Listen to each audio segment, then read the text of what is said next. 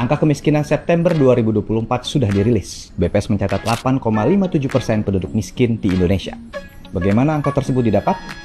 Sebelum kita masuk ke penghitungan kemiskinan, kita pahami dulu konsep kemiskinan yang digunakan oleh BPS.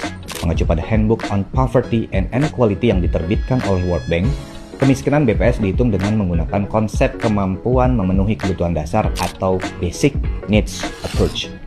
Dengan pendekatan ini, kemiskinan dipandang sebagai ketidakmampuan dari sisi ekonomi untuk memenuhi kebutuhan dasar makanan dan selain makanan yang diukur dari sisi pengeluaran. Sedangkan penduduk miskin adalah penduduk yang rata-rata pengeluaran per bulannya berada di bawah garis kemiskinan.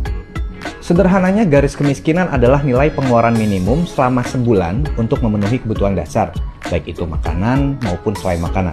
Sehingga garis kemiskinan adalah penjumlahan dari garis kemiskinan makanan atau GKM dan garis kemiskinan non-makanan atau GKNM.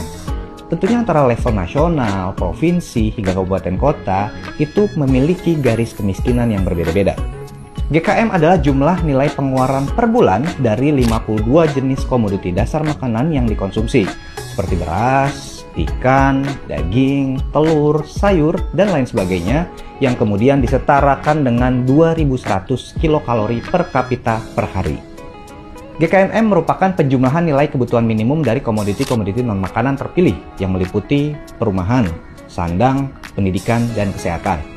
Ada 51 jenis komoditi untuk perkotaan dan 47 jenis untuk perdesaan. Tahap pertama, tentukan dulu populasi referensi. Apa itu? Yaitu 20% penduduk yang berada di atas garis kemiskinan sementara atau GKS. Kenapa 20%? Karena kelompok 20% ini didefinisikan sebagai penduduk rentan miskin. GKS sendiri dihitung dengan menggunakan garis kemiskinan periode yang sebelumnya yang nilainya sudah disesuaikan dengan inflasi. Setelah itu, barulah dihitung garis kemiskinan untuk makanan dan garis kemiskinan untuk non-makanan dari 20% populasi referensi yang telah kita dapatkan sebelumnya.